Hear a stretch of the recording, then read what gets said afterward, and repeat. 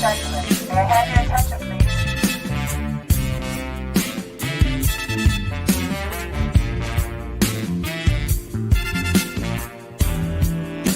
The GM dog got threw off the stage by Karen. Right. I ain't been thrown off the stage no more. Yeah. Right. I'm just saying. Big Man, Hold on. That's cool if you're interested in a good laugh. Right. If you're interested in a good laugh, that's, there you have it. It's this producer I had met in Atlanta, Georgia. He go by Andrew Boone. And who did I work with? A lot of white people, right? And they think and I tell them all the time, I say, listen, I appreciate what y'all doing, but I'm gonna be real with you. Stop acting like y'all know what we're going through. That's disrespectful to us. I'm telling you, bro. and that happened recent. That happened recent. Yeah, was Yeah. like last week? Like last week. Yeah. Yeah. Wow.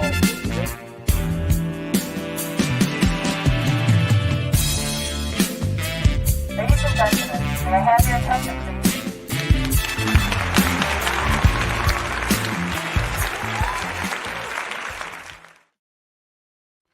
All right. Welcome to the Back and Forth. Today is January 31st, last day of the month, 2024.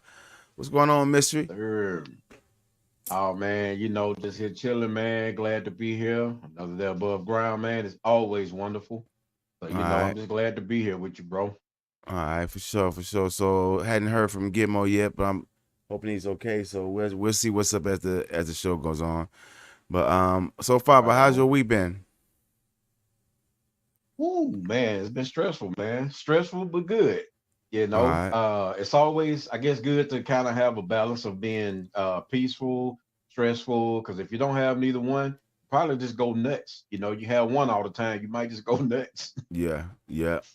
I agree. All right. Well, yeah, it's been same here, man. Just trying to just keep it moving and staying above ground, man. That's I know I can do at the moment. Right. But still good to be here. All right, so we'll go ahead and get everything jumping off, and again, we'll just keep it moving until we hear something from Gitmo. All right. Well, check this out. This is Oh, wow, this is crazy. So this week we heard about the news of Jackie Robinson's statue being stolen. So let's take a look at this and we'll come right back.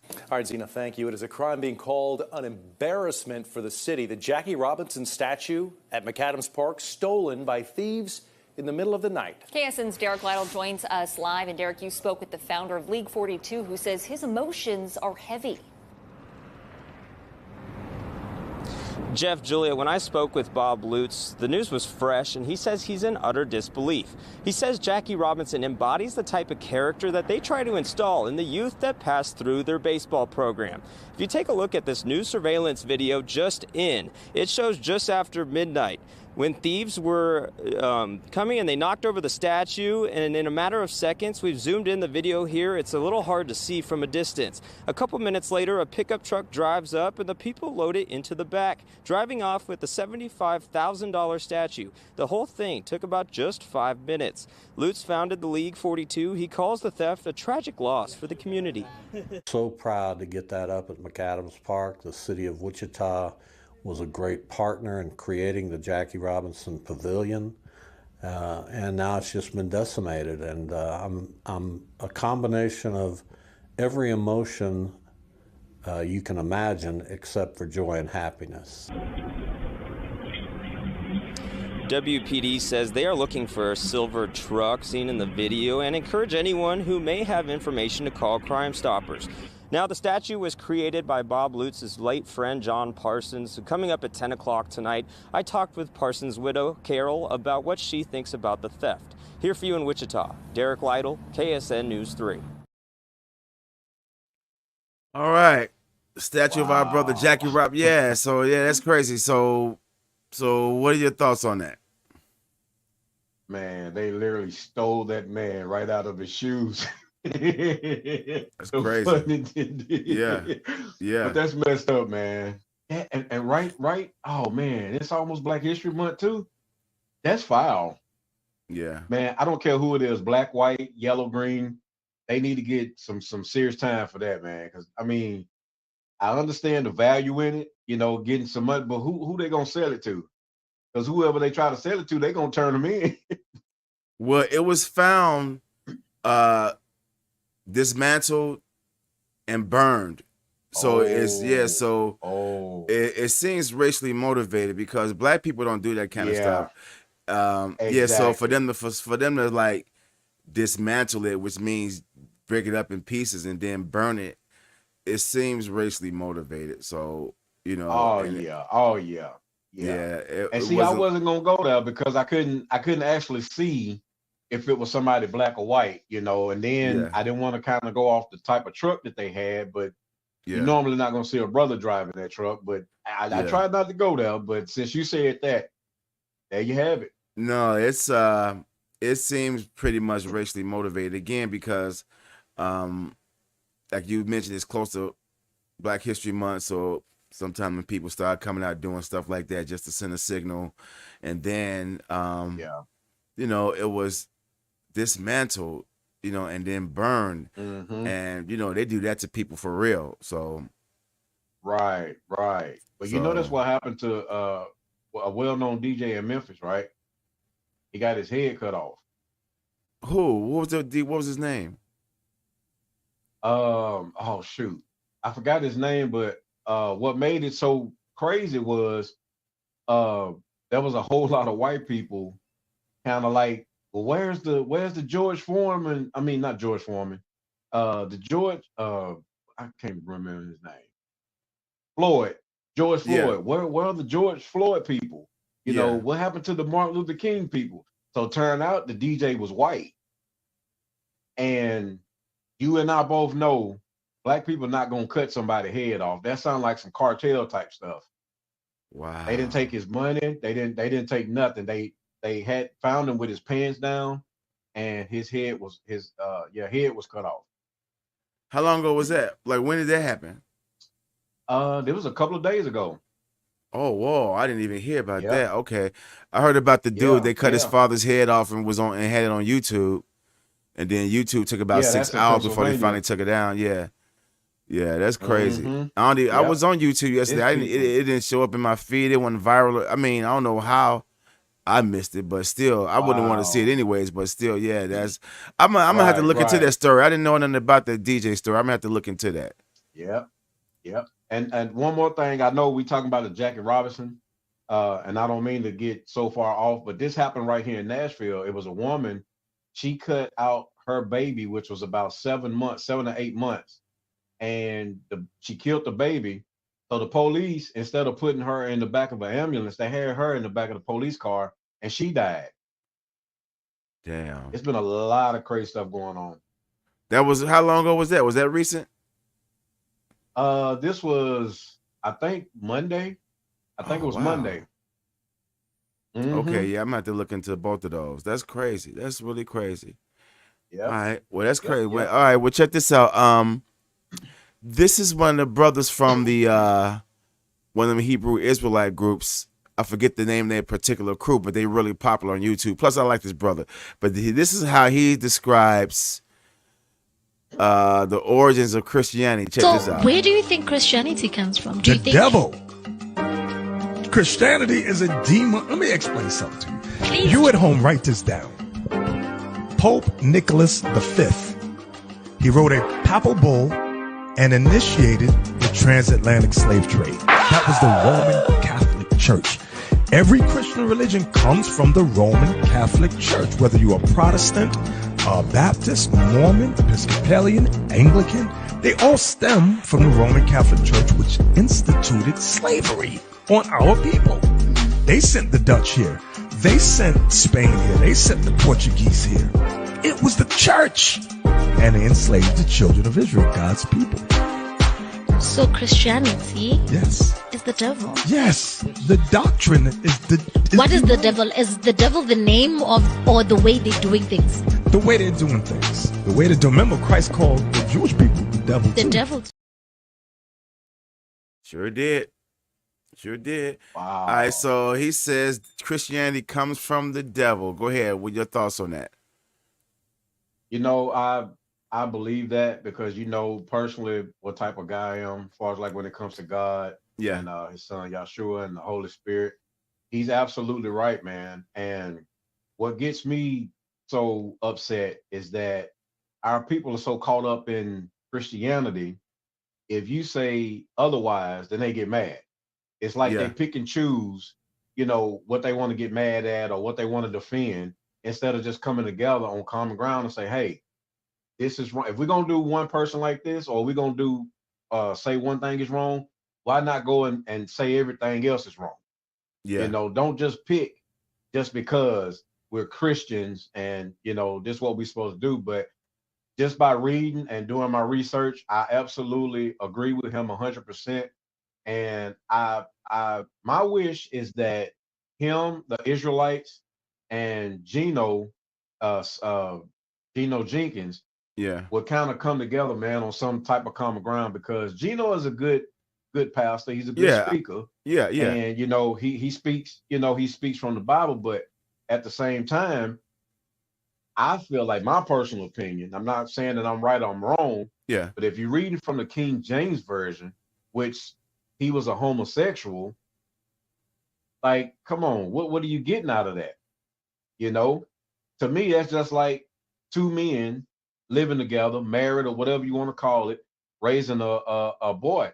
How can you know where's he getting the love, the mother love from? A man can't Right. do that, Right. you know, and Right. vice Right. versa with two Right. women. They can't teach a boy how to be a man, Right. you know. So Right. I Right. agree with him 100%, man. I really do. Yeah. A lot of people feel the same sentiment. It's now at a time where a lot of people are finally coming to realize that a lot of things that was taught to them has really been a lot of bunch of fluff, a lot of lies, and a lot of people are Yep. trying to find ways to seek their own truth, you know. So Yeah. and the crazy part about it is a lot of people have found more truth on YouTube than the actual church because the churches don't want to like remember we watched the clip with that same brother last week. He was talking about when they were trying to get the $1 million for the church, and it was like, okay, we'll give it to you, but you gotta do it like this. You gotta teach that Jesus is white. Exactly. He was born. So yeah, so he's went Exactly. so it's just, so that's what I'm saying. So even with the black churches, they got their hands tied because they they have to go by some type of agenda. So that's what I'm saying. I don't even see why people find it okay to just. Don't these people know that this is the word of the Most High, and they're remixing this word, and there's going to be some constant. It's like they're taking somebody. It's like they're taking a book by Mark Twain, and like Mark Twain wrote Tom Sawyer, right? And they just going in there and just remixing his book. See, Tom Sawyer is just a book by an average man, but if this is the word of God, if the Bible is inspired by the word of God, and there's all these laws and commandments and rules and guidelines we got to go by, why are they finding it so comfortable to just disregard that? Yep. I really find it kind of scary that society is just okay with just, oh, he'll understand. God know my heart. I mean, Yep. you know, and I'm not trying to like digress, but Oh no, you good. You good. again, with like I with mean, that. if you think about it, No, go ahead. My bad. No. What was your point? Go ahead. You good? I was gonna say if you look at the churches today, they're having you know, they're supposed to be the temples, as they say. Even though we know that our bodies are the temples, but the church building is supposed to be a sacred place where you can go worship God. Yeah. They done turned it into a club. They done Yeah. turned it into fraternities performing in there, which Yeah. that's something, you know, on another time. Yeah. They have all these people, they sleeping with each other, they Yeah. smoking, they doing Yeah. all this, you know. Yeah. But it's the signs of the times, man, like Prince said, you know. And what's crazy is all that's taking just place just in the black church alone. We're not even talking about all the mega churches, all the swindling, all of the and God said all that type of stuff. You know what I'm saying? Right. Right. Yeah, and again, there's certain community, the elemental P community, they tend to forget. All right, they tend to forget that the Most High destroyed a whole town that was doing that. Yep. So what make them think that they little body won't catch a bad one? You know what I'm saying? Exactly. And I'm not trying to spread fear. I'm not trying to be anti whatever. But at the same time, I'm only that's the thing about it. The truth will get you killed, dude. The truth will get you silenced, man. Yeah. People will be like, shh, don't say that. And it's the truth. Exactly. And you know what? I appreciate God just showing me and giving me knowledge, because before my grandmother had passed away, man, you know, we always used to talk. And when I used to bring her stuff, she would be like, you know what? I never thought about that. I wondered about that, but I never thought about that. And so we would get to reading. We'll open up like the Bible. We'll start reading. And she actually gained a lot of knowledge from that. And she was 94. So she actually learned some things from me, you know, from me doing my research, praying and asking God for knowledge. But yeah, man, it's crazy, because the people who are older than us, that's all they know. Yeah.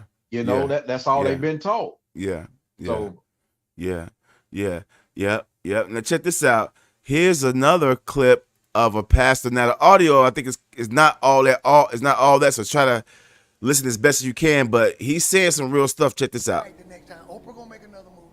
Is he lying though? Check him out.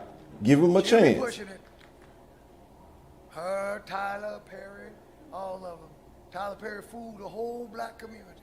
He got us to do what RuPaul couldn't get us to do. He got Is he us lying? to do what no one else, and he came up with an ingenious way to do it. Come on, man. He and he alone got black folk to accept drag. Just because you got 20/20 vision don't mean you can see. Through humor, he got us to accept drag queens. That's all Madea is a drag queen. So, and you know what he did? He went to churches. Went to a place where he could go where Just think about it. Guaranteed folk ain't gonna be They don't want you to think at first. That's how they put it in your face. They won't reason. They won't nobody say, wait a minute. This man can't find an overweight. Okay, were you able to hear what he was saying? Man, I heard every word. Okay, so Every again, word. so he made a good point. He made a good point, because it's almost like Tyler Perry came in like a Trojan horse with the Madea, because I remember when Madea was popping off on the play circuit, the black play circuit. You know what I'm saying? And black people was going crazy buying these tickets, and it was like, okay. So when I finally found out who Madea was, I'm like, wait a minute, this is a guy dressed up as an old woman. So I was already funny about it, but he was right. He got black people to accept drag. He say he got black people to accept it when even RuPaul couldn't even do it. You know what I'm saying? So go ahead. Man, you know, you're absolutely right, bro. I was feeling the same way when I first heard about it, because my grandmother on my father's side, that was her name. So when I hear the name Madea, I'm thinking an old woman who's going to give out knowledge and some jewels, you know, to the youngins while she's around, because that's Madea. Yeah. When I seen that, I was like, wow. Oh my God. Yeah. I really didn't get into Tyler Perry, man, until maybe like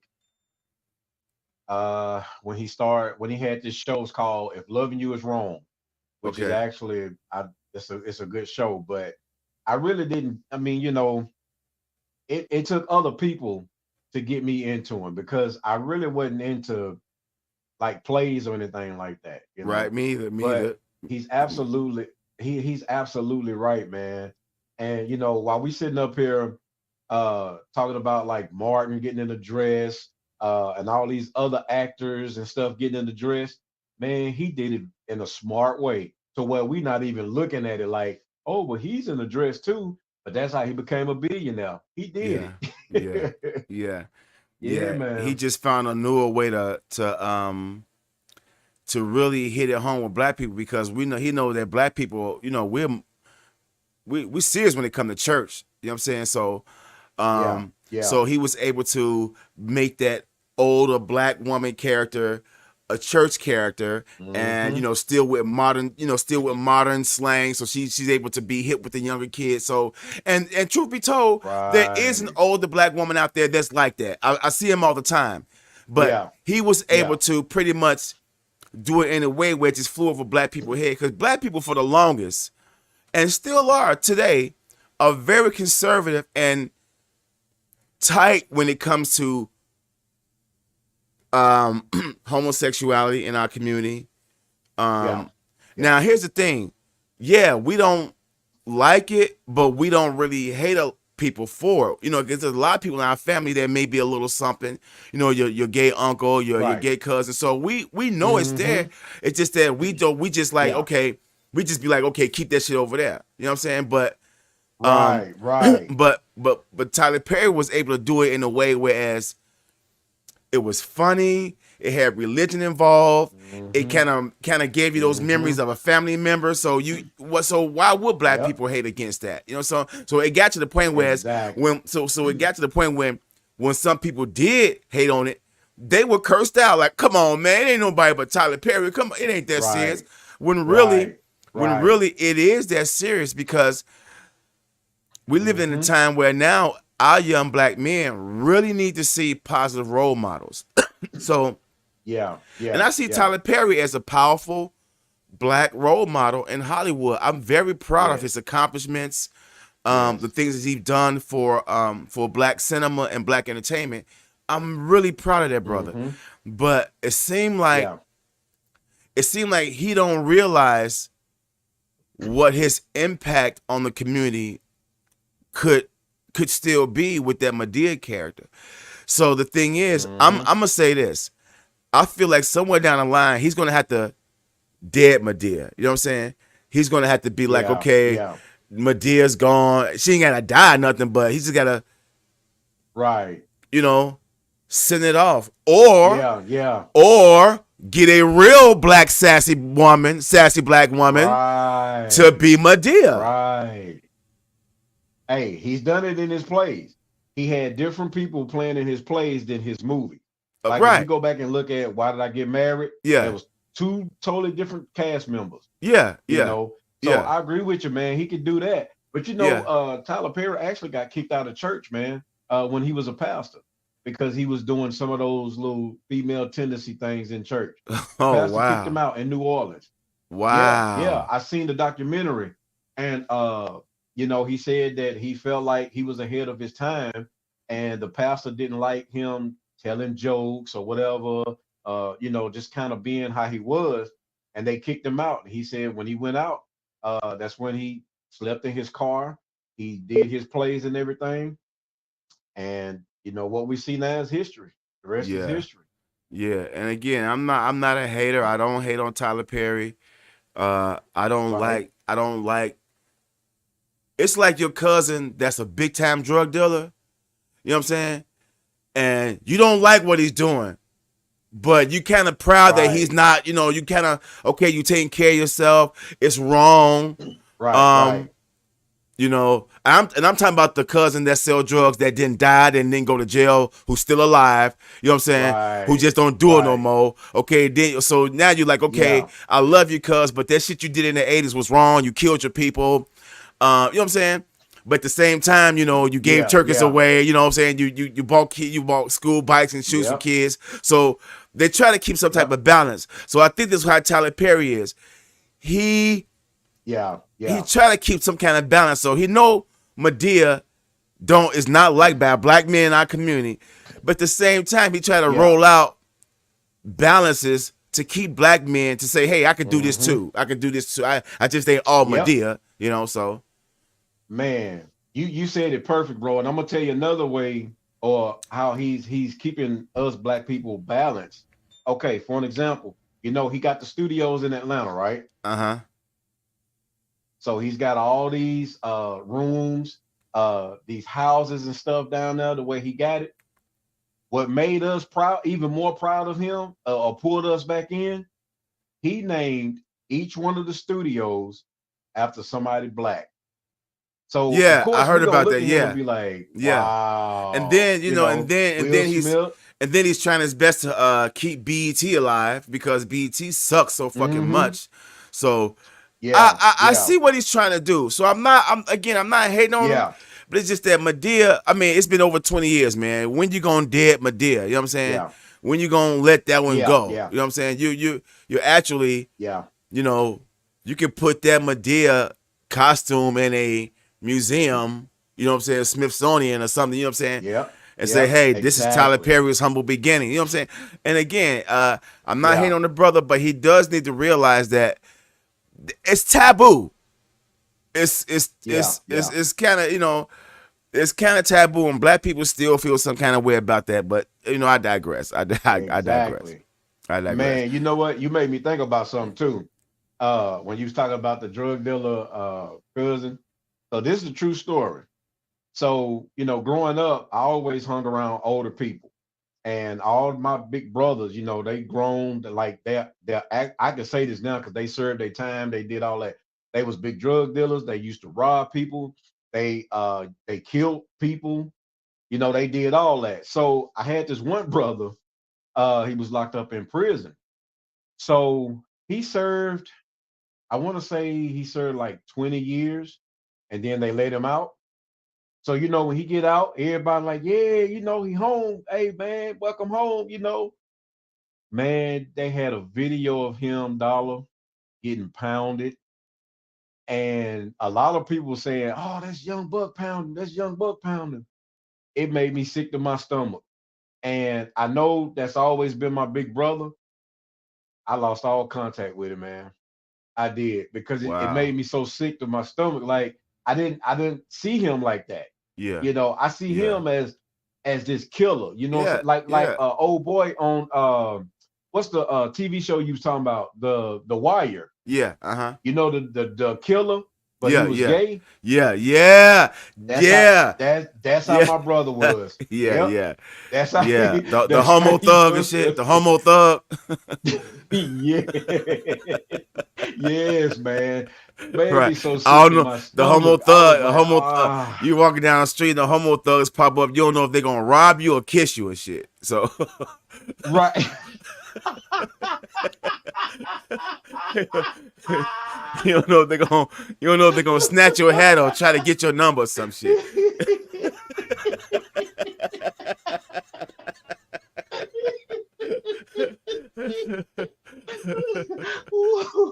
The homo, man.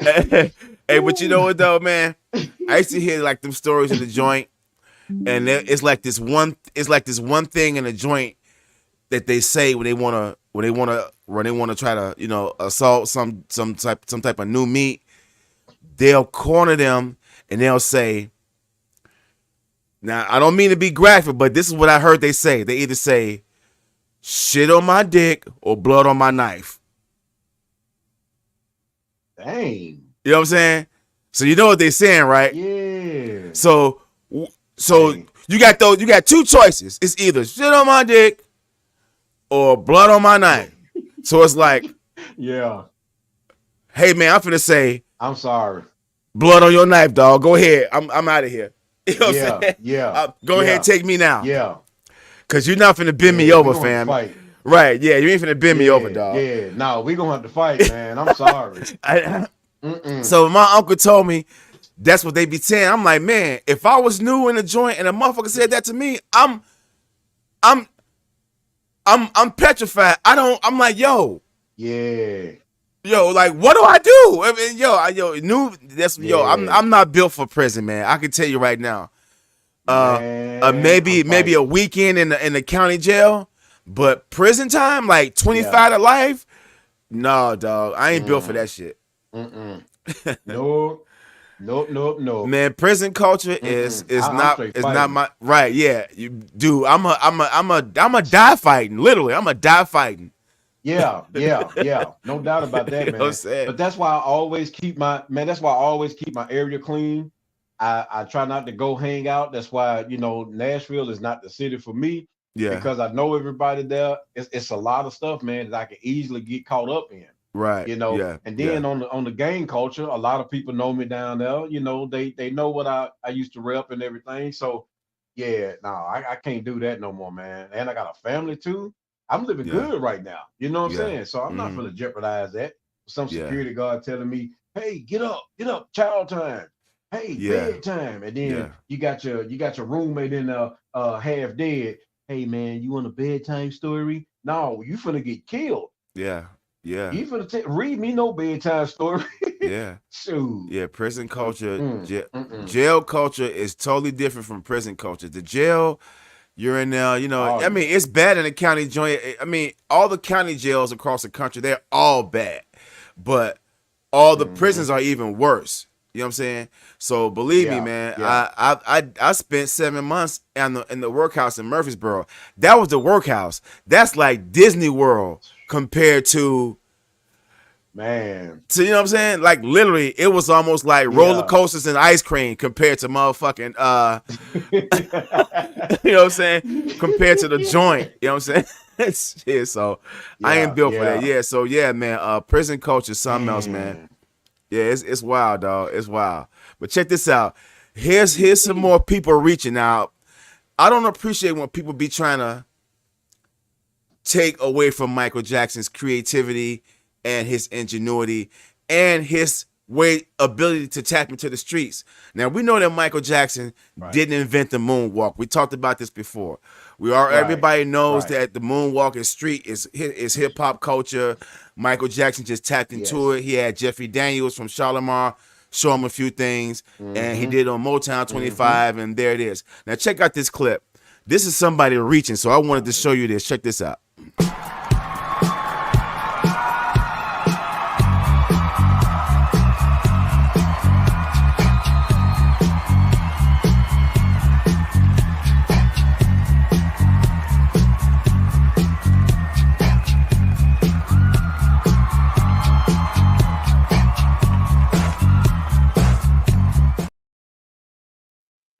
All right. Now, the caption, when I pulled it offline, it didn't show in the video, but the caption was asking, did Michael Jackson steal the moonwalk from Charlie Chaplin? And they were trying to show that Charlie Chaplin was early 1939 and yada, yada, yada. Yo, man. Yo, I mean, let me say something to those people. Y'all need to stop. Just let it go. Black people are the creators of the culture of the world. You all are not. You all just know how to steal it and monetize it. That's all y'all know how to do. All right? But go ahead, bro. Go ahead. Man, you know, Michael, like you said, Michael was a real one. He admitted he studied Charlie Chaplin and all the greats. But I want to go back because if you really think about it, like you said, it was a black man who did the moonwalk first. It wasn't Charlie Chaplin. Right. But like you said, man, Michael, Prince, Prince was in a league of his own, man. I got to give him that. You know, I don't think Prince studied, but I don't think he studied people like how Michael did. Because Michael studied and took bits and pieces of the greats and kind of put it in his own little bowl. Prince, he's just a musical genius. Like, I don't know what went on in his brain. You know, so I can't say Prince like studied and stole from people, but you know, that's what made Michael great. And he even told people, he said, if you ever want to be great, you have to study the greats in order to become great yourself.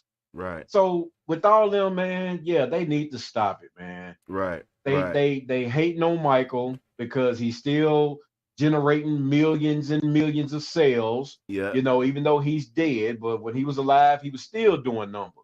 Right. So yeah, they just need to let that man rest and just, you know, show great stuff about him and worry about Elvis. He stole some stuff.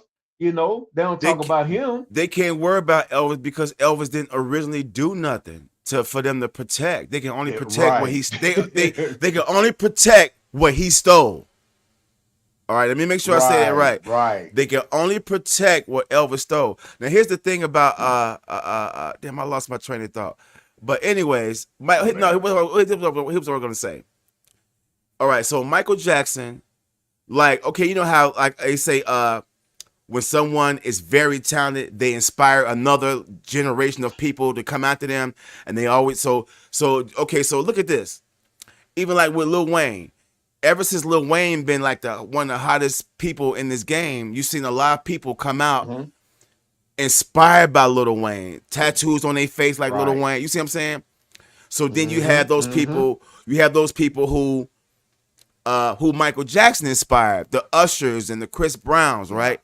But when you really look at it, look at all the people that James Brown inspired. Exactly. Michael Jackson. Prince. Exactly. Yep. All of the entire hip hop culture. All right. Yes. So that just James Brown alone is a seed. That grew into a big old tree. And then from that you have the branches of what Michael has inspired and what LL has inspired and what Lil Wayne has inspired. But to me, it's like it all comes back down. I know as recent as James Brown. Yeah. You know what I'm saying? Yeah. So, but with this clip I saw earlier, everybody knows that Charlie Chaplin didn't come up with no damn moonwalk. None of those people came up with anything that the world has to have. Anything that the world has to have is pretty much something that black culture has created. Now, I'm not shitting on anybody else's culture, but most of the other people, they only bring one or two things to the world, culture-wise. It's either a plate, it's either some type of spicy dish, all right, or some type of exotic sex, okay? So, you see what I'm saying? So, yeah, Puerto Ricans, Hispanics, yeah, we'll eat your food, we'll lay down with you, but the world don't love your music. You see what I'm saying? Right. You see what I'm saying? Ain't nobody trying to dress like them. Ain't nobody trying to emulate their style, their fashion. Exactly. That's all us, dog. That's all us. Yep. And you see what I'm saying? You made me think about Busta Rhymes too, because Busta tried to clown us and I say know. that, hip hop and everything. That you made me think about Busta, man, and I didn't appreciate him. Just kind of shitting on us like that. Yeah, there's a clip of him at a press conference, and he was talking about some American culture. What's that shit? I don't even know what American culture is. And I wanted to say, you bitch motherfucker, you're participating in it. You are a legend and a hip hop icon and culture that black Americans created. What the fuck are you talking about, dude? Yep. Talking about it's a Caribbean. That made me hot. Yeah, talking about some Jamaicans. Man, believe me, dude. When you listen to me, if you heard the early hip hop from like 79, 78, 1980, there's no Caribbean influence and none of that. Nope. Not at all right. One. Now I understand that New York has damn near everybody in the world living up there because you got no, for real, dog. It's Venezuelans, Guatemalans, Haitians, Bahamians, Puerto Ricans, Dominicans. I mean, they all up there. And they all live in the same neighborhood. So I get it. I get it. I get it. It's Jamaicans. It's everybody in the world lives in New York. I get it. But at the same time, everybody didn't create create their culture. Right. So the argument has been almost the last 2-3 years now. Who created hip hop? Has it been Black Americans or Puerto Ricans or the Caribbeans? And we know damn well Puerto Ricans didn't create it because they hated on us when we first came out with it. They called our music jungle music. They called it jungle music. So there's no way Fat Joe can say we was there in the beginning, half and half. You a damn lie. All right. And then you got people like Busta Rhymes. You got people like Busta Rhymes and Pete Rock talking about it's a Jamaican thing. No, it's not. Wow. Nope. And here's what's making it worse, bro. They're calling the holy trinity of hip hop, all right, African Bambaataa, Grandmaster Flash, and DJ Kool Herc. They call them the holy trinity of hip hop, right? Guess what? All three of them motherfuckers are tethers. They from the fucking islands. So they're literally trying to say that these guys are the founders of hip hop. They brought hip hop culture from the islands to over here. And it's a whole bunch of bullshit. So now Grandmaster Flash and Kool Herc has been inducted to the Rock and Roll Hall of Fame. Kool Herc only threw a party. He didn't create the culture. Yeah. Kool Herc actually said, Kool Herc actually said, I was just copying what the brothers and sisters in America was doing. He clearly said that. Exactly. Yeah. And they're still trying to say a good. Go ahead. No, go ahead. No, you good. Man, I was gonna say a good movie to watch is the one that Nas produced. I forgot the name of it, where he had the beginning of how hip hop was starting and everything. Everybody had their little cruise. Is it that the Get Down, that TV show? Yes. Yes. I caught bits and pieces of it. And people kept saying, DB, they know I love hip hop. Everybody in the world was hit. Yo, you need to check this out, man. So when people come, here's how I am. When people come at me like that, I get suspicious off the top. I'm like, I don't know. You know what I'm saying? Right. So I may not check that shit out for about 2 or 3 years later. I still haven't watched the Get Down yet. Yeah. I'll come around to it in my own time, but initially, most of the time when people come at me like that, I'm like, oh, I don't know, because I'm a purist. So if I see some shit that I don't like, I'm gonna question it right off the top. So, right. But I've been told that it's accurate though. I've been told that it's really accurate. So I'm gonna check it out. Yeah, well, I'm not a hip hop historian, man, like you, but I mean, it was pretty good because, like I said, it broke down like in the very beginning. I think it was like it was somewhere in the 70s, mid to late 70s. Yeah, how they was talking about poetry and stuff like that, and then they used to have little parties with DJs like these names you heard of, but some it's like, well, some I haven't heard of. Yeah, and it was before Kool Herc. Yeah. They already had their own little cruise. Yeah. Yeah. I was listen, like, wow. Man, listen to me. We so-called celebrating 50 years of hip hop, right? They're trying to say they're trying to say the date hip hop began was August 11th, 1973, the day that Kool Herc threw a party for his sister. So you mean to tell me that one party came out rapping, DJing, graffiti, and breaking? That's a motherfucking lie. Right. Those elements were already in full effect in 71. There were people breakdancing in 1971, bro. Yeah. So hip hop is more than 50 years old. That's actually I've seen videos of that. Yeah. So again, man, so New York, I love New York because they gave us this culture, but now they trying to hand the culture over to foreigners who came to America and just emulated our style. How can you give something away to somebody who copied you? Right. Right. I don't get it, man. I don't get it, man. I don't get it, bro. Yep. All right, check this out. Here's a clip of this guy. It's a funny clip, but it's a brother talking about when guys date white women. Check this out. It's real funny, dog. Day one dating a white girl. I don't give a. I'm trying this out because I don't discriminate. I penetrate on my mama. And for all my ops that's watching this, you are. 1 week dating a white girl. She seasons her chicken with just salt. I am terrified. Call the food police. We've been eating cheese and crackers and wine for 3 nights in a row. I am starving. My stomach is in my ass. Somebody help.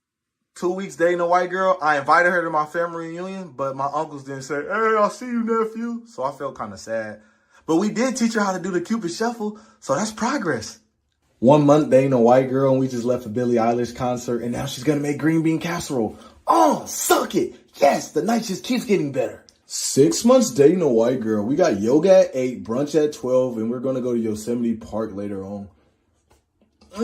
Pumpkin spice latte for the win, every time.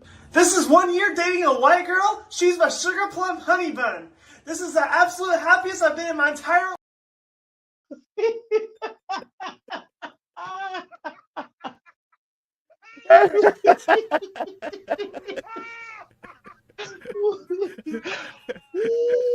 After 1 year, he totally grafted into a whole new white guy. That was good. Oh man, that was funny. And now look, I brought this up. I wanted to play it because it was really funny when I saw it. But it reminded me of Tim Scott. You know who Tim Scott is? The black senator from South Carolina that was running for president here recently. Oh, he's the one who endorsed Trump. Yes. He got engaged to the white girl. Yes. I know Now exactly look, what you're talking about. Now for the longest, it was rumored that Tim Scott was gay. All right, it was rumored for the longest. All of a sudden, he pops up with this white girl, right? So everybody like, no, dog, where's she from? She's an actress. She's not real. Yeah, man. So it kind of reminded me of Tim Scott because Tim Scott is a soft shoe sellout any fucking ways, and it just it seemed like he's that type. He gonna eventually grab himself into a white guy. I mean, did you see the way the other night when Trump literally effeminized him in front of the whole nation? All right. And then his only response was, "Oh, I just love you." Okay, so here's the backstory. Wow. Here's the backstory. Nikki Haley's running for president, right? The chick, right? When she was governor of South Carolina, she appointed Tim Scott his senator position. All right. Now you know that's a lifelong position, so he's good. He's set for life. He literally betrayed and backstabbed Nikki Haley when all this presidential stuff went down. All right. So he literally backstabbed. He like cut her off. Like, I don't care about that, because all he wanted to do was just be in Trump's cat. He trying, so now Trump is trying to say that Tim Scott may be his running mate. All right. And that's what Tim Scott wanted. Tim Scott is he's a political guy who's very ambitious.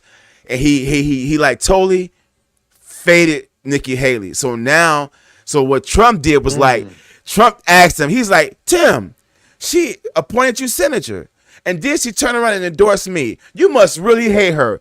This Negro gonna say, no, I just love you. Oh, it was the weakest, softest, all alpha black men who are alpha males was like, yo, you a bitch for that, dog. Yeah. So that was about so Trump already embarrassed him and tried to further dig it in, and he just kissed his head. No, I just love you. Yeah, man. Wow. Yeah, but yeah, so Nikki Haley, and I'm not defending her because she really ain't all that either, but she gave his brother a position and set him up for life. He ain't got to worry about nothing else. And he didn't, and his loyalty to her went out the window because he wanted to be all up under Trump's ass. So yeah, man. So Tim Scott is a bootleg sellout, man. And I'm not trying to be disrespectful, but yeah. And have you seen that movie? Well, you seen the show Living Single, right? Yeah. Okay, you got the plumber, and then you got the other guy. The other dude, who dresses nice, and okay, he played in the movie where he wanted to be a broadcaster so bad. It was in Atlanta, and when he finally got the shot, he started sitting up straight. He stopped eating chicken, stopped eating barbecue. Wow. He dated a white girl. Wow. Yeah, I forgot the name of the movie, but yeah, man, that reminded me of him. And the movie is old. It's a good movie. Yeah. He was down with the fellas and everything. Yeah. One of his homeboys just got out of jail from stealing, cars and stuff like that. So he met up with him. He was like, yo, what's going on, man? I heard you on TV now. He's like, yeah, I'm doing a little something. He was like, yeah, man, I'm about to hit me a little lick tonight, man. You want to go? He's like, no, man, I ain't trying to mess up what I got. And so he was like, for real, you gonna do it? He's like, yeah. He was like, well, what time? Where you gonna be at? So the dude told him, man, he showed up with the camera. He had the microphone. He told everybody, yeah, this is Sticky Fingers, and he's I remember that movie. Yes. It's an early 90s movie. Yes. It came out around about the time like Living Large and More Money. I remember that movie. Yes. I remember that movie. Yes. Yeah. And bro, those brothers are out there, man. Yo, there's a section of black men who grew up in the suburbs who never had life in the hood, don't know what it's like. So their life is just like white people. They see what they see on TV and then they believe it. Or Uh-huh. they see what they see on TV. They want to like taste a little bit of it, but not all the way. You know what I'm Right. saying? So yeah, they out there, Yep. dude. Yep. They're out there, and it's sad that most black men, a lot of successful black men, when they get to that certain level, they get socialized Yeah. into dating white women. It's like that. It's like it comes with the Mhm. package. It's like it comes with the check. Right. You get this big check, and a white woman comes with it. You know what I'm saying? Yeah. I'm for real though, man. I'm You're like, absolutely right. and then You are when it's absolutely right. and then when it's because the issue has been this: when you do that, you're giving away what could be generational income for another generation of black children. So now you got this white girl and don't have any kids by her. So now you've done that. Right. So now you really you're really all in. So now you see what I'm saying? So it seemed like when a lot of these brothers become successful, they either start out dating a black woman, and then when they get successful, they cut her off, and then they get a white chick, or they come into the game single, and then the first one they get is a white chick, and then that's the one that's taking them through all the divorce. She's taking them for all their money, alimony, palimony, any kind of money there is out there, the money in the middle. Exactly. She getting all that shit. You know what I'm saying? I'm just saying though. And then what happens is when that white woman drain their ass, now they want to come to the brother. Yo, man, the black community, we need to, you know what I'm saying? It's like Dr. Dre. Look at what Dr. Dre is going through. He's been married to that white chick for over 20 years. He has a daughter who's homeless. Dr. Dre has a daughter who's homeless, who got on social media and called his ass out, all right? But now he's going through this divorce with this white chick, and she's trying to get literally all his damn money, dog. Man, you know what? And people about to hear this first from me, man. And a lot of people wouldn't expect for me to say this, but I'm gonna keep it real. I'm gonna keep it 1,000. The only thing I didn't like about Michael Jackson, and Stephanie Mills, she spoke on this. Michael, back in the 80s, he was dating Brooke Shields, Madonna. Now he knew what he was doing. He's smart. He knew exactly what he was doing. Yeah. But at the time, we didn't get that. Right, we didn't get I it. didn't get that. Yeah, we didn't get it. Because I'm thinking like, all these sisters out here, why you going for them, But like he said, he wanted to be great. So in order for him to become great or greater, he had to get one of them snow bunnies on his arm. And I think that's terrible. Go ahead. Man. No, a lot of people say that's just messed up to even have that mentality. Yeah. Damn. Yep. You're Michael Jackson. He used to you date. know what I'm saying? Damn. Yeah. But he used to date Stephanie Mills. I know, yeah. And they had a conversation, how they want to do it, where they want to take it and all that. She said, no doubt, Michael's a man. He loves women. He's a manly man. She said, but he wanted to go a different route. He wanted to be greater. He wanted to be the biggest thing there was in history. So how do you do that? You get one of them on your arm, let them think you one of the good old boys. And I mean, he actually shot out of here, man. He really did. I know. And that's to be because honest with you, I think that's because the people who was behind Michael, like with the money, they was cool with seeing him like that. Yeah. Now. I honestly believe that. Let's just say, for the sake of the argument, right quick before we take our break, what if Michael Jackson and Stephanie Mills had a serious relationship, so much to the point that they got married and was like married for the long run? I honestly believe that Stephanie Mills would have fucking protected Michael Jackson, would have motherfucking made. She would have held him down. He would have been a different Michael. He would probably still be alive today. Exactly. You know what I'm saying? Exactly. There's a lot of things that could have actually went in another direction had Michael Jackson settled down with a serious black woman who really had his interests at heart. Not some gold digging chick, but some chick who really loved him, like Stephanie Mills. It seemed like she really gave a damn about Michael. So if they had really went all the way, she would have been Stephanie Jackson. They would have had kids. Yeah. You know what I'm saying? Yep. And look at Michael Jackson kids now. Beautiful singing little black babies. Look at Michael's kids now, though. So now when they talk about Michael Jackson in the future, it's gonna be a white face. Exactly. That's what we were talking about with the damn brothers who get money. You're gonna end up turning your legacy into theirs. So it's crazy, bro. But we're gonna take our break and then we come back. Then we'll talk about this Nicki Minaj and Megan Thee Stallion after the break. Sir. All right, bro. See you in 5.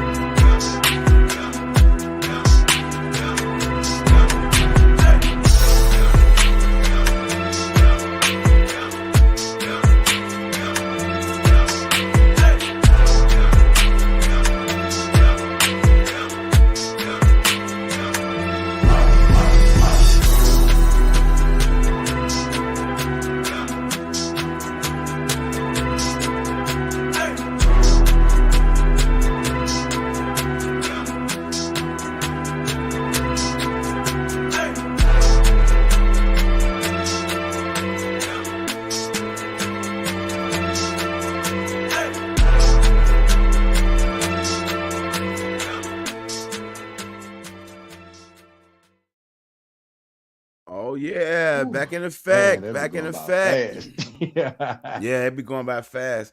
All right, so yeah, so right before we took our break, we said we're gonna bring up this Nicki Minaj and this Megan Thee Stallion deal. So let me play this clip and we'll come right back. Nicki Minaj allegedly shades Megan Thee Stallion on her new diss track during her Insta Live. Hey, bad like this, I pull this show up, I say get up on your good foot.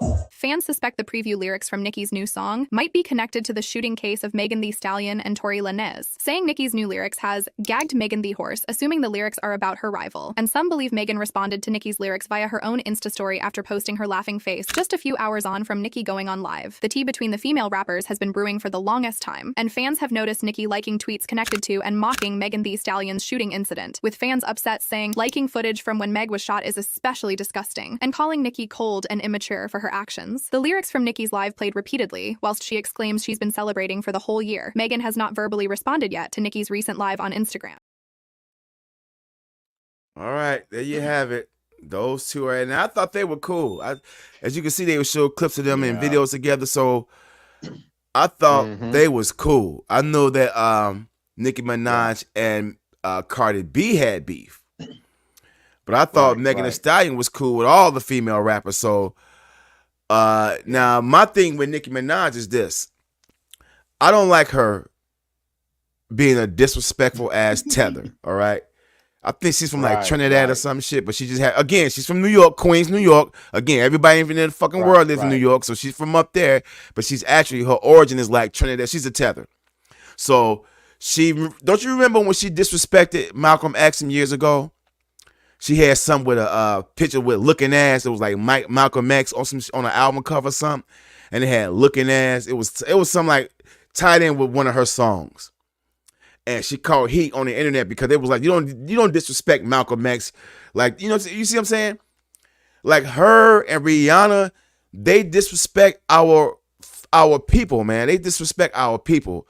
And because they don't have any black people that fucking did anything historically from where they're from, they don't give you the right to disrespect our people over here. So go ahead, bro.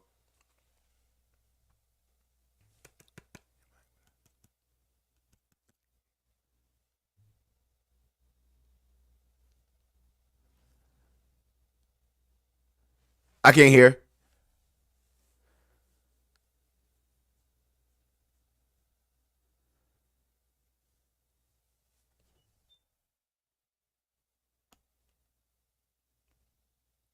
Not yet.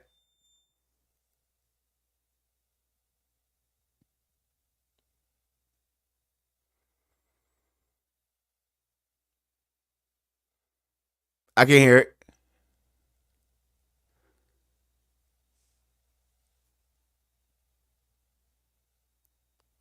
Not yet.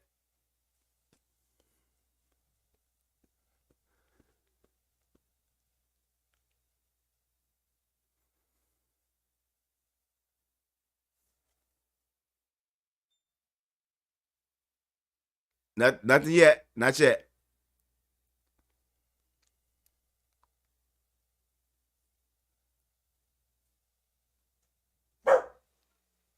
Stop.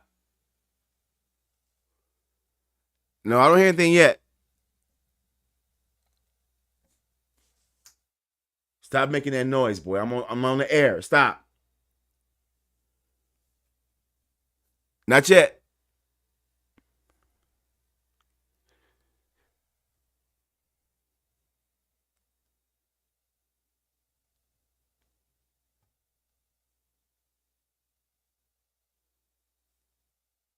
Not yet.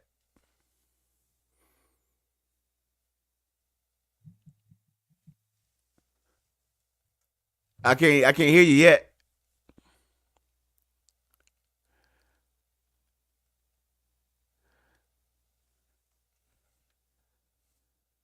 All right, so look, this is what we'll do. I'll drop out, give you some time to fix it. We'll be right back.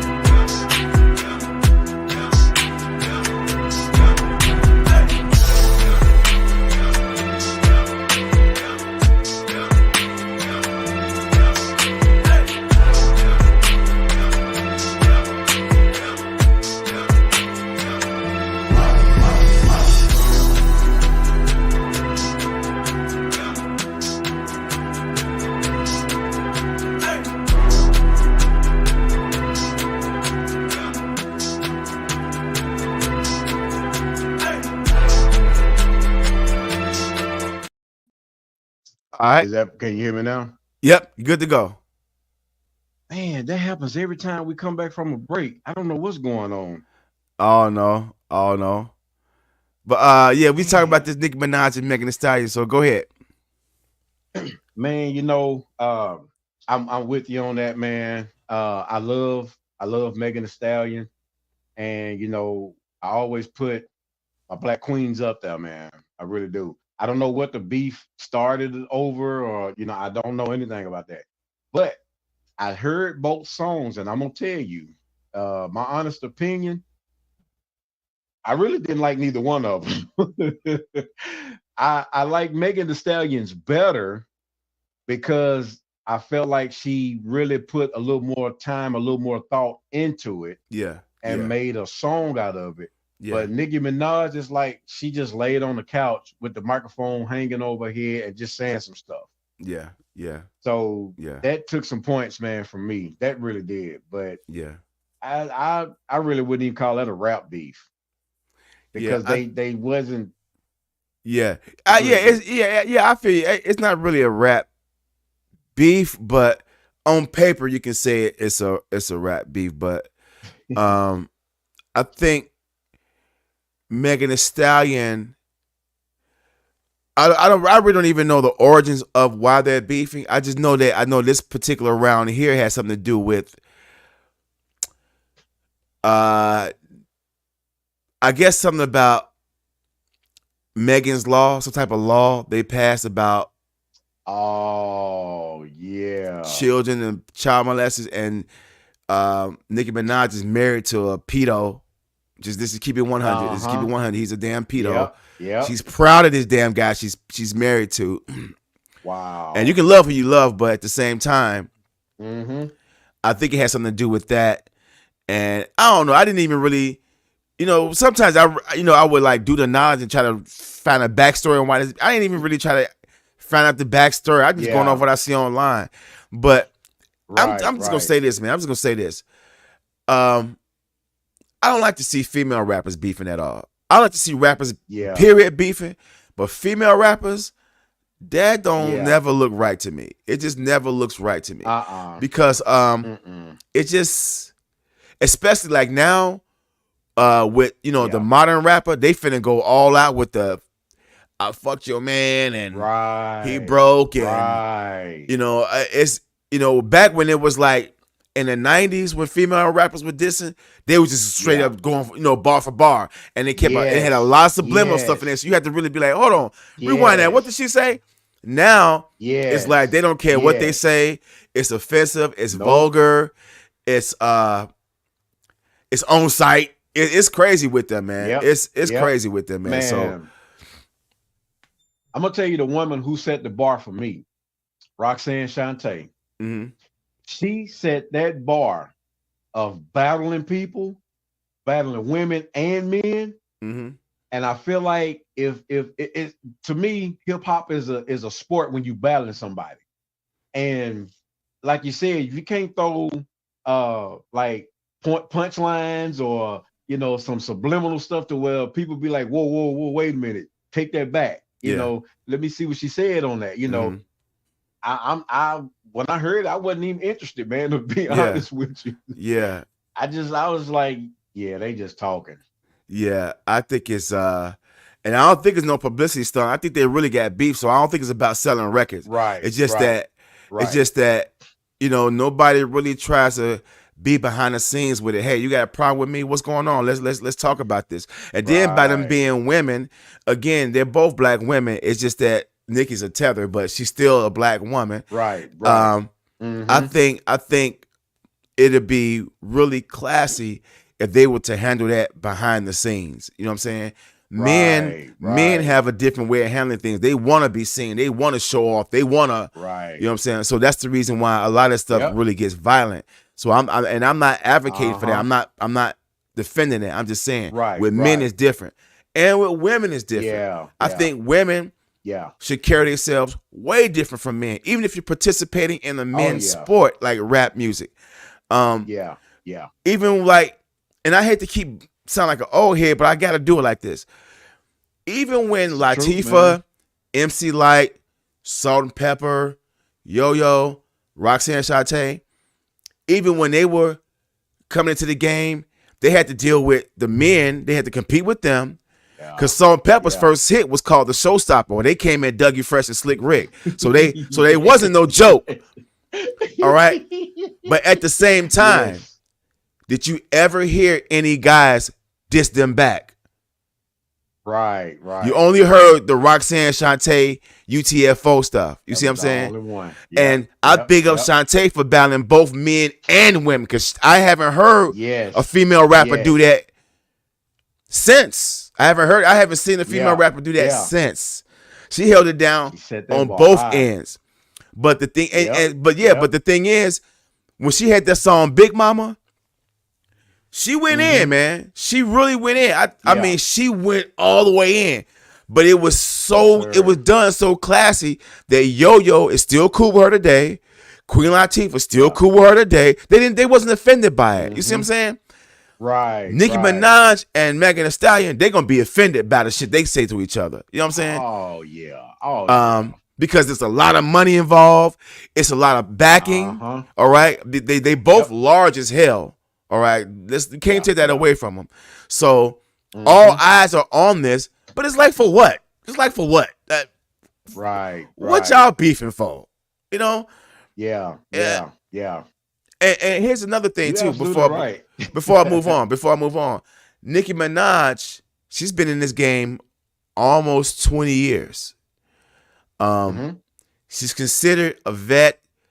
She's considered not old school, but you're not Megan Thee Stallion. You know what I'm saying? Megan Thee Stallion is hot. She's new. She got a new style. She got a new cadence. She got Jay-Z backing her up. Oh no. Exactly. You know what I'm saying? Yeah. And I love Megan. I love me some Megan.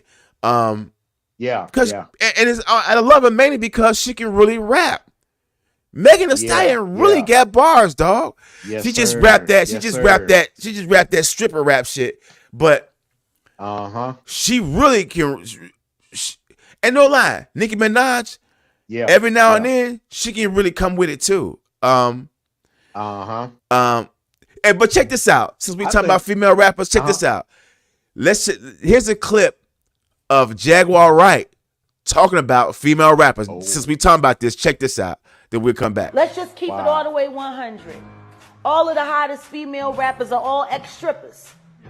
Yeah, that seems to be the brand. All ex-strippers. Yeah. Where they And build let's them. keep it all the way 100. They don't write their rhymes, allegedly. Nah, they don't build their bodies either. They just all come put together. Like, I would even appreciate it if they would let the real talented female MCs and ghost write for these bitches. But the women ain't ghost writing they shit. That's the It's niggas. Yeah, it's the niggas. Niggas is writing these bitches shit. Hey. All of these women are out here buying into all of the shit that all of these bitches are saying that's being written by a dude. This is a dude's perspective on how a woman should be talking, and then the other women listen to her and be like, ooh, that's how she talking. That's how I'm talking, girl. Yeah, girl. Hold up. Wow. Okay. So now Jaguar Wright, she's in the industry, so she knows a lot of behind the scenes stuff that the average person doesn't know. So she's saying that these new female rappers are getting their lyrics ghostwritten by male MCs, and that's the reason why they're sounding so. So what do you think? You know what? It's funny that you pulled up that clip, because I was going to say that about Nicki Minaj. Because some of her lyrics on her album, I'll be like, wow, she really spitting. Yeah. But with her battling Megan Thee Stallion, that don't sound like somebody who wrote their own stuff. Right. Because it sounds like patty cake, bake a man, Right. And if I seen Eve's picture up there now, if Eve didn't write her stuff, I'm shocked. I am totally surprised if that's true about Eve, because how she's spitting and her delivery and everything.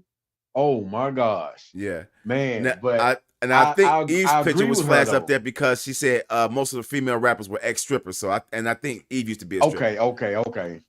Okay. But other than that, yes, I agree with her, man. I believe that, because they're actually saying what us as guys, well, us back in our younger days would want to hear, you Right. know, or want to see, Right. you know, because now you got a lot of black women giving head. Back then, they was like, oh, I don't do that, you know, and even guys back in the day, we was like, no, I don't eat no coochie. But now, shoot, it's no question. It's like we begging to eat the coochie now, Yeah. you know, or the girls, yeah, they call me throat goat, you know. Yeah, yeah, yeah. So yeah, yeah. they've changed the game, man. I honestly believe that a lot of men are writing these lyrics to for these women to get the women on their side so Yeah. that they can get more pleasure out of these girls. You know, Okay. they come to their shows. Hey, you want to go backstage? Hey, you got to give me some head, you know. Right. Okay, I'll do it. And then you got it on videotape now, you Right. know. Yep. Yeah. So yeah, I honestly believe that, man. I believe that these men are writing lyrics for the women. The women are getting money. Sexy Red is a good prime example. right. You know, Right. she said her baby daddy heard her because she wrote a diss song about him, and he was like, "Oh yeah, you should do it," you know.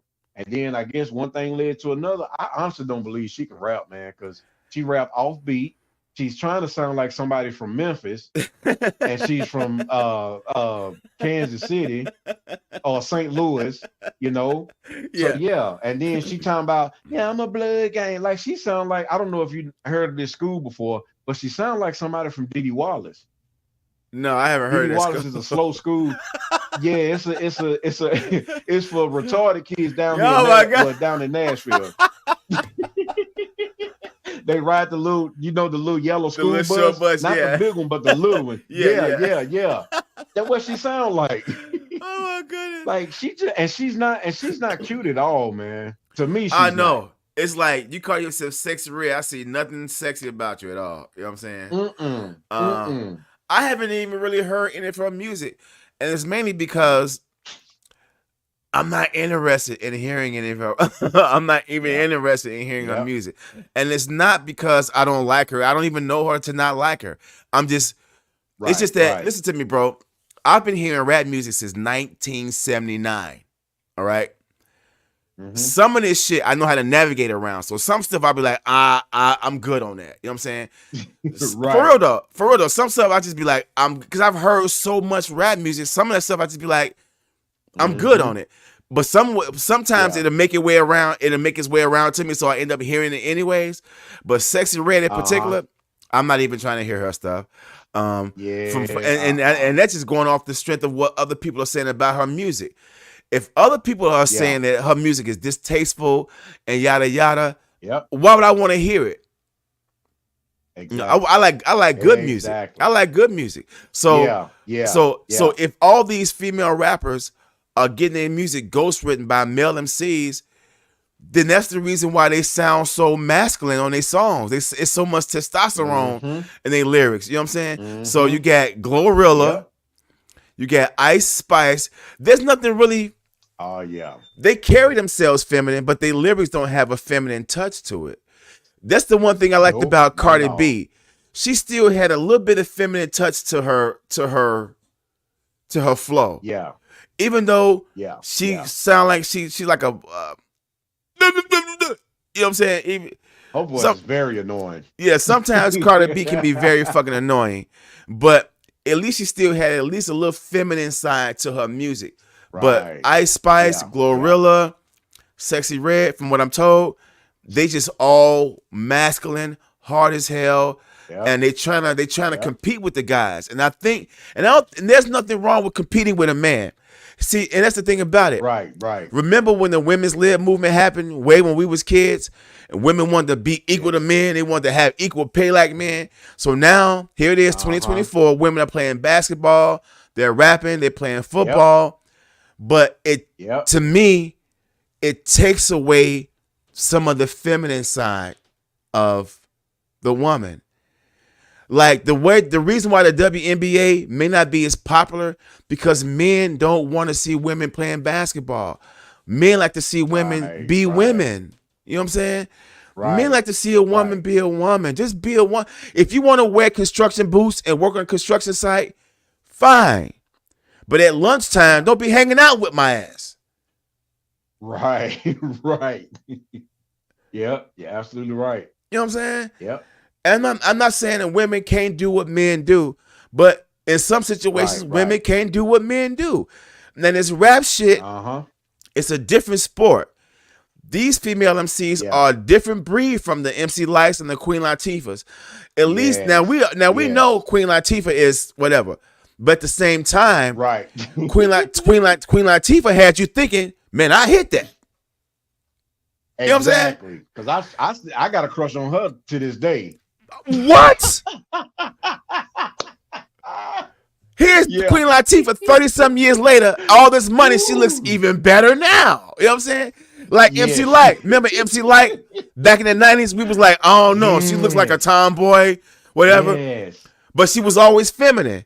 Look at Light now. Yep. She looks so good. Yep. She looks more feminine now. gosh. You know what I'm saying? She looks fly now. Yes. But then you got this Glorilla chick and this Sexy Red chick. I'm like, no. You know what's a big turn off with Glorilla? What's He that? sounds exactly like Yo Gotti. It sounds like Yo Gotti's been writing her lyrics. Yeah. No, dog. You know what I'm saying? I like, you can't play with my yo. You know what I'm saying? I like, what a man. Hey, let me say this right quick. Yeah. Hey, look, when Salt and Pepper did What a Man, do you know every black man in America,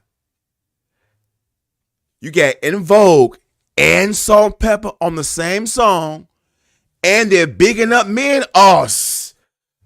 Shit. Boy, what? Yes. That was you got 7 fine ass women. 7 now. It's In Vogue plus Salt and Pepper. And they all bigging up black men. Boy, dicks was so hard in the 90s, boy. I'm telling you, boy. Hey, but this is how I knew that women were great. Because I'm very fun about music, and I'm like the R&B dude. I could recite Salt and Pepper's music. Yeah.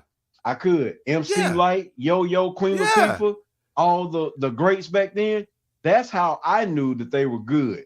And then, I would be like probably in the room somewhere, like push it real good. Dun, dun, dun, dun. And I'm looking around like, okay, who around me? There's one song I actually sung, and I had to catch myself because I was with my homeboy. So we heard I'll Take Your Man playing, right?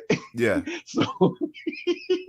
So that album was really good. So I'm sitting up here like, I'll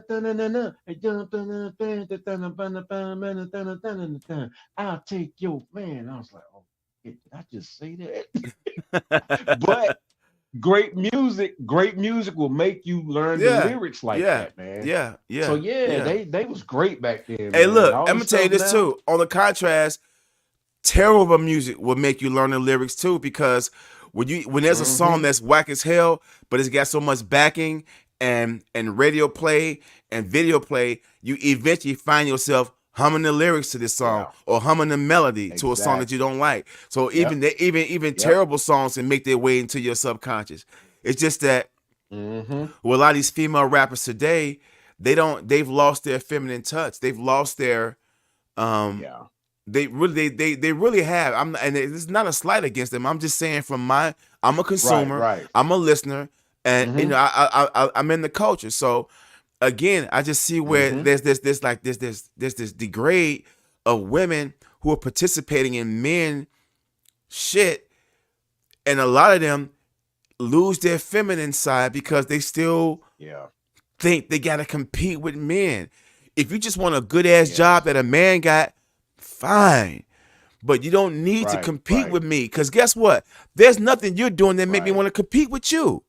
There's nothing that a woman is doing that makes me want to compete with her. I can't cook better than a woman. I can't carry a child. You see what I'm saying? Right. So there's nothing. So I'm just letting you do you. You don't have to try to do me. There's a reason why we're different. The Most High made us different. And let's keep it real. Exactly. You're just the help. The Most High made you the help. You're the help. Right. You're not supposed to be me. You're just the help. You're supposed to help me. Uh-huh. You know what I'm saying? Yep. Not supposed to be competing at all. You're not supposed to compete with me. We're supposed to be in tandem, not on opposite sides and shit. Mm-hmm.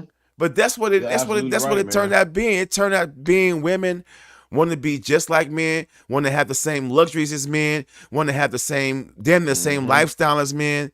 And then what's crazy is like when these lesbian women, like these lesbian couples, you got one, like it's like now, back when I was growing up, if I saw a lesbian couple in the 90s, at least one of those women still looked feminine. You know what I'm saying? She still looked like you might want to tap that. But now all of these women look like studs. They trying to look like me and you, dude. They looking like studs. They got sagging jeans. They got Timbos on. They got hats to the back. They got fades. Like they face is crispy than a motherfucker. No, I'm being straight up though, dog. They got flyer gear than men. And the technology is allowing them to have hormones, so they looking just like us. So, but here's the irony. They go to bed and pull out a damn dildo. You still need a man's presence in the mix. Right. Man, correct me if I'm wrong. But when you say that, women trying to be competing against men, I see more of us, more black women. Not us as, just our race.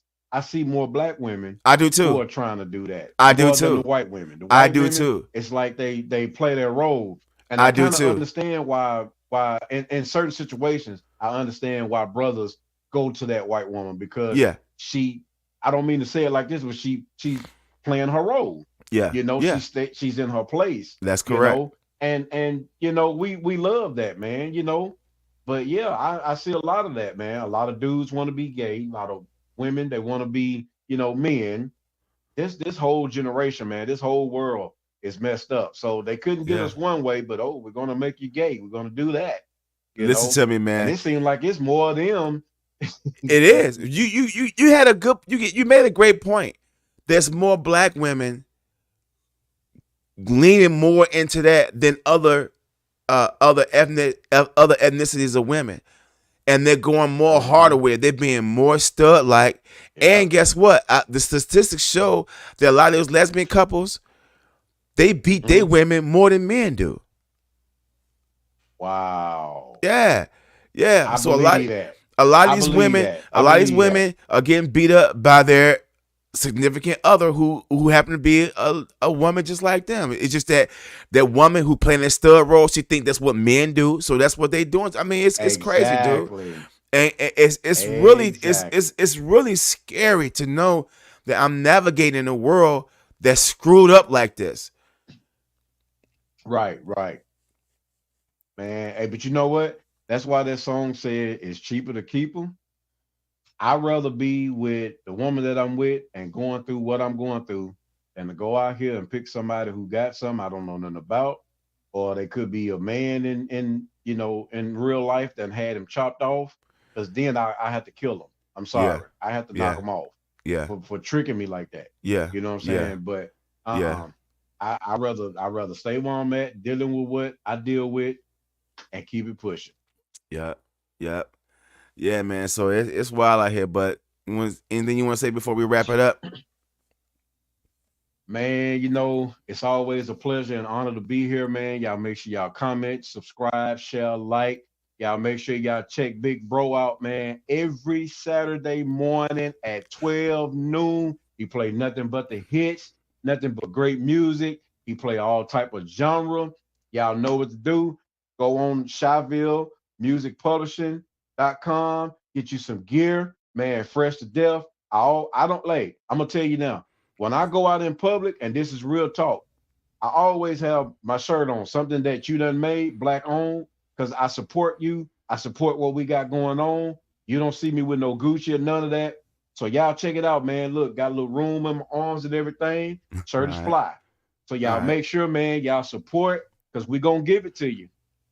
Most definitely. Yeah, don't forget to check us out again every Wednesday right here on youtube.com/Back and Forth Show. 8:30 p.m. Central Standard Time every Wednesday. Don't forget to check us out on mixcloud.com/WBAF. Don't forget to check my brother out every first and third Sunday. I'm sorry, first and third Sunday of the month. For Morning Gospel with Mark. It's a great show. That last show was really good when you had China Doll on there. That was a really good show. Yeah. So don't forget to check us out on that. And again, if you want some cool merch, our t-shirts are really good. They're gluten-free. They won't clog your pores.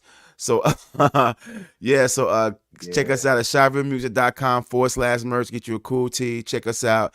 And we're gonna be having the fundraiser coming here really soon. So we'll give you all a few more details on that in the days to come. But other than that, thanks for checking us out. We will see you guys next week. Same black time, same black channel. Peace.